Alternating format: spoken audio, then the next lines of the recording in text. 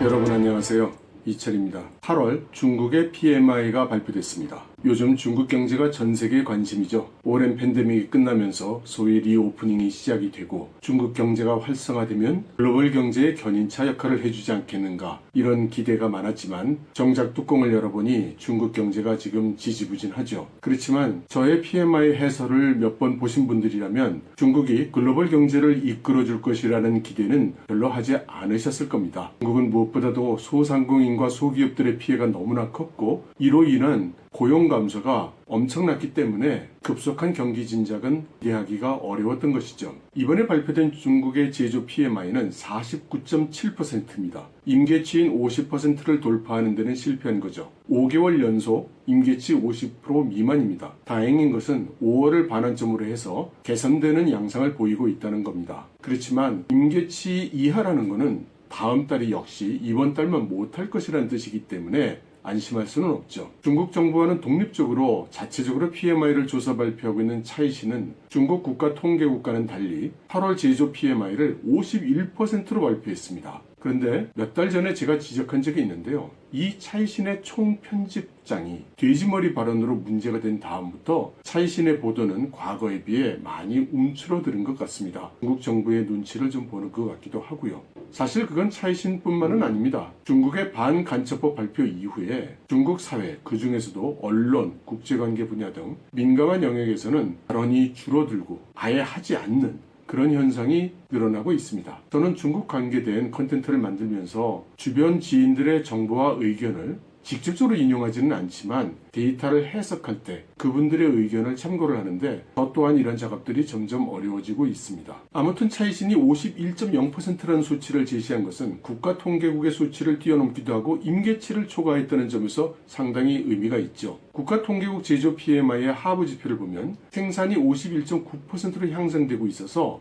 정도의 차이는 있지만 우상향으로 전환되고 있는 변화를 시사하고 있다는 점에서는 일치한다고 할 수 있죠. 더욱이 신규 오더 지수가 50.2%로 미약하나마 임계치를 넘었습니다. 그러므로 앞으로 제조 PMI가 50%를 돌파하지 않겠는가, 이렇게 조심스럽게 예상해 볼 수도 있겠습니다. 그런데 여기서 문제가 되는 것은 종업원 지수가 48.0%로 7월달보다도 내려간 겁니다. 만일 정상적으로 제조 시황이 개선되고 있다면 다른 무엇보다도 종업원 지수가 호전이 되어야 맞습니다. 더구나 중국의 실업률이 현재 최악 아닙니까? 지난달까지만 해도 중국 정부는 청년 실업률을 공개하지 않는 조치를 했지만 당시 도시 실업률은 공개를 했었습니다. 근데 지금은 아예 실업률 관계된 통계가 모두 삭제됐습니다. 근데 한번 생각해 보십시오. 실업률이 올라가고 종업원 지수가 하락하는데 제조 PMI는 상승한다. 이것은 상당히 모순이죠. 물론 이 모든 데이터가 실제를 그대로 반영하고 있다면 이런 소상공인이나 소기업 위주가 아니라 대기업 위주로 제조 PMI가 호전됐다, 이렇게 얘기할 수는 있겠습니다. 제조 PMI는 또 수출의 선행지수적인 성격을 가지죠. 이 제조 PMI 수출에 관련된 상관지표를 보면 신규 수출 오더 지수가 46.7%,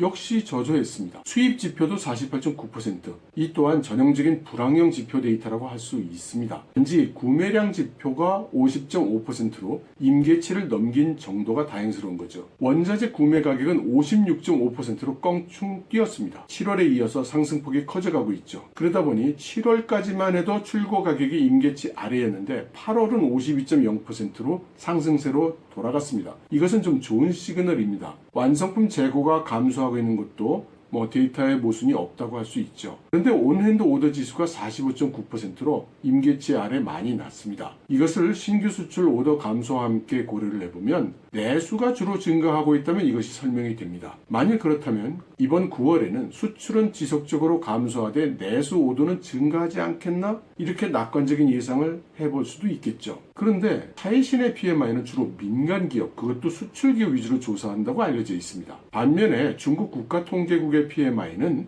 국유기업 비중이 높다고 알려져 있죠. 그런데 만일 수출이 증가하고 내수가 늘어난 거라면 차이신 쪽의 PMI가 낮고 국가통계국 쪽의 PMI가 높아야 됩니다. 그런데 현상은 반대이지 않습니까? 그래서 저는 이 중국의 수출 데이터에 왜곡이 있을 수 있다고 봅니다. 먼저 중국의 수출 감소는 구조적인 것이 될 가능성이 있어 보입니다. 작년에 미국의 수입 중에서 중국이 차지하는 비중이 7.5%에 불과할 거라고 하거든요. 이미 대미 최대 수출국의 자리는 유럽으로 넘어갔습니다. 위안화가 약세임에도 불구하고 금년 상반기 중국의 대미 수출은 25%나 급감을 했습니다. 그런데 미국의 상품 수입은 7% 감소 정도에 그쳤거든요. 그것은 중국의 대미 수출 비중이 급격히 감소하고 있다는 뜻이죠. 중국의 대미 무역 흑자는 이에 따라서 무려 27%가 감소한 300억 달러 정도로 축소가 됐습니다. 그리고 중국으로부터 미국으로 상품 흐름이 줄어듦에 따라서 거의 모든 미국의 동맹국으로부터의 수입은 증가하고 있습니다. 우리나라 또한 이 수혜를 받고 있는 중이라고 할 수 있죠. 7월에 중국의 상품 수출을 보면 달러화 기준으로 작년 동월 대비 14.5%나 감소했습니다. 수입은 12.4%나 감소했고요. 이렇게 달러 기준으로는 두 자릿수 감소고 위안화 기준으로 보면 좀 낮습니다. 5월 달은 전년 대비 소폭 증가, 6월, 7월 각각 8.4%, 9.2% 감소했습니다. 아무튼 중국의 수출이 급속히 감소를 하고 있는 것만큼은 틀림이 없습니다. 그런데 최근 들어서 수출이 호전될 수도 있다는 신호가 없는 것은 아닙니다. 화물 양 쪽의 데이터를 보면 중국의 수출은 대부분 컨테이너인데 6월 달에 2712만 TEU를 수출을 해서 작년 대비해서 5.0% 증가했습니다. 주요 항구인 상하이, 닝보, 칭다오 항구의 화물 출하량도 성장을 했고요. 항공 화물도 성장을 했습니다. 그러니까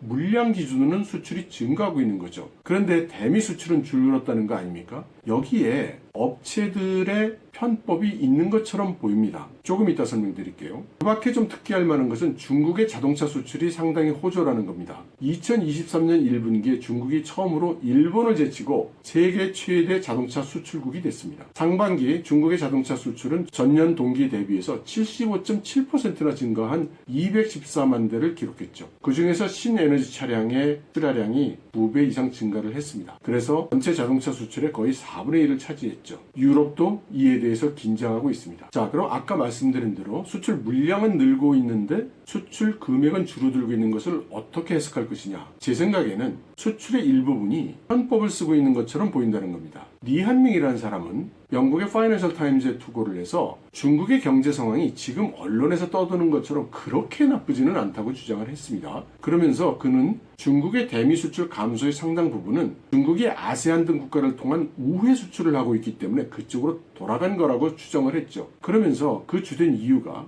위안화 환율이 하락하고 미국의 고금리가 되니까 외환 송금이 자유롭지 않은 중국 제도 하에서 중국의 기업들이 편법으로 무역 대금을 조작을 해서 중국 밖으로 또는 홍콩으로 외화를 대량으로 파킹하고 있다는 겁니다. 그리고 그 자금을 중국의 외부, 특히 달러 자산에 투자하고 있다고 했죠. 리한밍이 지적한 이것은 틀림없이 발생하고 있는 현상일 겁니다. 그러나 중국 당국도 이런 상황을 우려해서 감시와 통제를 강화하고 있습니다. 그리고 중국의 수출 감소의 대부분을 이러한 편법 때문이라고 설명하기는 어려울 겁니다. 그보다는 미중 간의 무역에 있어서 디커플링이 진행이 되면서 여러 가지 우회 수출이 일어나고 있고 또 아세안 국가들의 약진이 있다는 것을 인정해야 되겠죠. 지금은 중국에서 디커플링 되고 있지를 않고 공급망이 제3국을 우회하는 그런 변형을 일으키고 있다는 것을 미국이 인지했다고 보는 견해들이 늘어나고 있습니다. 이번에 미국의 상무부 장관 러먼도가 최근 중국을 방문해서 미국은 중국과 디커플링을 할 의사가 없다는 등 미국 기업들이 더 활성화될 수 있도록 지원해 달라는 등 이런 말을 한 것도 무관하지 않다는 겁니다. 그래서 미국의 뉴욕타임즈도 미국이 중국으로부터의 종속에서 아직 벗어나지 못했다는 그런 내용의 기사를 게재하기도 했습니다. 하버드 비즈니스 스쿨의 로라 알파로와 다트머스 터크 경영대학원의 다윈드리는 논문에서 중국의 미국 상품 수입 비중이 5% 하락을 하면 베트남으로부터의 수입 가격이 9.8%, 멕시코로부터의 수입 가격이 3.2% 올라갈 거라고 계산을 했습니다. 즉, 중국 제품의 수입을 줄이면 중국보다 효율이 낮거나 중국보다 가격이 높은 공급망을 이용할 수밖에 없고 지금은 미국이 물리적으로 중국과의 디커플링을 단행한다고 하더라도 그 결과가 중국을 타국이 그대로 대체하는 게 아니라 더 비싼 공급망, 아마도 중국의 재료나 반제품을 수입해서 가공하는 그런 공급망으로 대체가 된다는 의미에서 미국은 아직 중국 공급망의 영향을 받으며 디커플링을 이루고 있다고 이야기할 수 없다는 겁니다. 비제조업 PMI는 51%를 기록했습니다. 임계치를 넘은 것은 좋지만 5개월째 하락하고 있는 추세선이 문제죠. 팬데믹에서 리오프닝한 이후에 소상공인이나 소기업들의 복귀가 막 이루어져야 되는데 그게 잘 이루어지지 않는 겁니다. 실제로 제가 살고 있는 이 베이징의 거리도 보면 음식점들이 다시 들어오고는 있어요. 입점을 하고는 있습니다. 그러나 그 양이나 속도가 그렇게 빠르지 않습니다. 그리고 새로 입점하는 음식들의 경우에는 대부분 가성비 위주의 음식점이에요. 이것은 지난 3년간의 팬데믹 기간 동안에 배달 위주로 요식업 소비 형태가 바뀐 탓도 있고, 아직은 경기 회복이 제대로 될지 낙관이 어려우니까 다들 자본 투자를 줄이려고 하는 경향이 있기 때문일 것입니다. 실제로 중국의 SNS 상에는 특히 광동, 후젠 같은 남방 지역 중심으로 조그만 음식점을 차렸는데 도대체 손님이 없어서 망하고 있다는 내용이 많이 올라오고 있습니다. 여기에 중국의 부동산 경기도 영향을 주고 있어 보이죠. 상당수의 상가 점포들이 비어 있고요. 비어 있는 점포들이 많은 상가에는 고객들이 잘 안 가죠. 그리고 사람들이 적게 오면 고객의 유입량이 적으니까 다시 문 닫고 나가는 점포가 늘고요. 이런 악순환이 되고 있는 거죠. 하루가 멀다 하고 발표되는 중국 정부의 부동산 경기 진작책이 있어서 이제 개선이 이루어질 듯한데 아직은 현상으로 나타나고 있지는 않습니다. 중국의 부동산 개발 투자를 짚어보면 금년 들어서 개선의 경향을 보이고는 있지만 아직은 위축된 상태입니다. 전년 동기 대비해봐도 6.2%가 줄어있는 상태죠. 중국에서는 건물을 지어서 파는, 분양을 하는 이런 부동산을 주거용, 상업용을 모두 상품 부동산, 상핀팡이라고 합니다. 상품 부동산의 판매 면적 추이가 그대로 중국의 부동산 경기를 나타낸다고 할 수 있는데요. 작년까지는 전년 대비 20-30%가 적은 판매량을 보이다가 금년에 와서는 많이 개선이 됐습니다. 하지만 아직은 마이너스고요. 아직 단정하기 어렵지만 전반적으로 중국의 부동산 경기 추락이 적어도 그 속도는 줄이고 있다. 그래서 최근 중국 정부의 부동산 담보 대출 조건 완화 이후에 부동산 거래가 급증하고 있는 뉴스가 있으니 조금 기다려보면 호전이 될 가능성도 있겠습니다. 그래서 지금 여러 매체에서 중국이 부동산으로 해서 경제 폭망한다 뭐 이런 얘기가 많은데요. 그런 얘기는 이제 조금 덜 할 수 있다. 그래서 판단을 조심스럽게 조금 더 관찰해보고 할 필요가 있다. 이렇게 보겠습니다. 중국 정부가 부동산에 대한 경고, 이걸 본격적으로 소리를 낸 게 2020년이거든요. 그리고 팬데믹으로 인해서 그 문제 해결 과정이 망가진 겁니다. 그래서 지금 강력한 대책을 많이 내놓고 있으니 이제 지난 3-4년간 진행되어 온 부동산 폭망 사태가 조금은 수습 국면으로 들어가고 있을 가능성이 있습니다. 그래서 비제조 PMI 중에 건설 토목 영역이 53.8%를 보이면서 추세선 방향이 우상향으로 바뀐 것은 어쩌면 그런 의미의 신호일 수 있습니다. 물론 좀 더 지켜봐야 됩니다. 이런 그 건설 토목과 달리 민간과 시장의 영향이 압도적이라고 볼 수 있는 서비스 영역의 PMI는 50.5%인데 비록 임계치 위긴 하지만 추세선이 우상향으로 전환하는데 실패했다는 점에서 아직은 조심스럽죠. 특히 일직선으로 임계치로 접근하고 있기 때문에 어쩌면 그대로 경기 부진 늪으로 진행해버릴지 모른다는 그런 우려도 있습니다. 만일에 이대로 추세선이 임계치 50% 밑으로 들어가게 된다면 중국 경제에는 정말 어려워질 것 같습니다. 비제조 관련 지표들을 봐도 그렇게 희망스럽지는 않습니다. 신규 오더 지수가 47.5%에 불과했고요. 투입품 가격이 조금 올라갔지만 판매 가격은 50.0%로 상승하는 데는 실패했죠. 무엇보다도 서비스업 쪽에서도 종업원 지수가 46.8%밖에 안 됩니다. 서비스업에 있어서의 종업원 지수는 경기에 엄청난 큰 영향을 입는데 46.8%밖에 안 된다는 것은 아직도 중국 경제가 낙관할 수 있는 상황과는 거리가 멀다는 것을 보여주고 있는 거죠. 그만큼 중국의 소상공인, 소기업, 그런 작은 곳에서 일하고 있는 종업원들, 서민들, 이 사람들의 피해가 큰 것이죠. 비제조 수출 관련한 신규 수출 오더도 47.9%로 임계치 아래였습니다. 그러니까 아직 별 개선이 없는 것이죠. 앞서 말씀드린 것처럼 제3국 우회 수출이 보다 구조화된다면 중국 자국의 수출은 더 줄어들 가능성이 있고, 특히 마지막 조립을 주로 하는 공장들이 제3국으로 나감으로써 고용지표의 개선에는 더 나쁜 영향을 줄 겁니다. 그래서 중국의 8월 종합 PMI는 51.3%라고 합니다. 제조 PMI가 49.7%, 비제조 PMI 51.0%여서 그냥 평균 내면 50.35%인데요. 가중 평균을 하면 이렇게 나온다고 합니다. 근데 이 가중 평균은 잘 내용을 모릅니다. 중국의 8월 PMI가 임계치를 넘었으니 경기가 호전될 것인가? 지금 아무도 그렇게 생각하지는 않는 것 같습니다. 중국 국가통계국도 이번 PMI를 발표하면서 지금까지 PMI를 발표해왔던 발표문 중에 가장 적은 정보만을 발표했습니다. 평소에는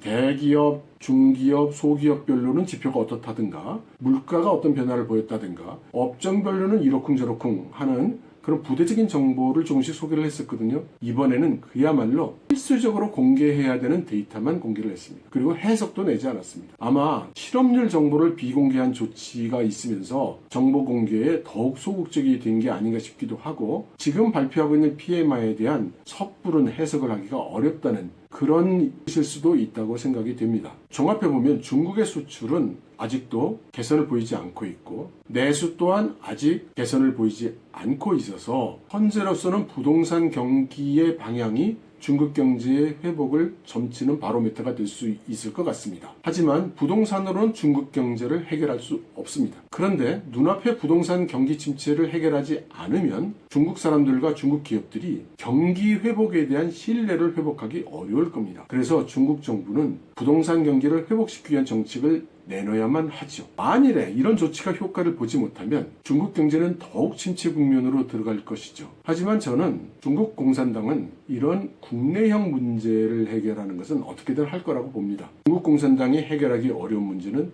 미국 또는 다른 나라를 상대로 해야 되는 일들이 많고요. 국내 문제는 거의 모든 권한을 가지고 있는 이만큼 시간이 걸리든 시행착오를 하든 어떻게든 해결해 왔으니까 말이죠. 여러분 들어주셔서 감사합니다.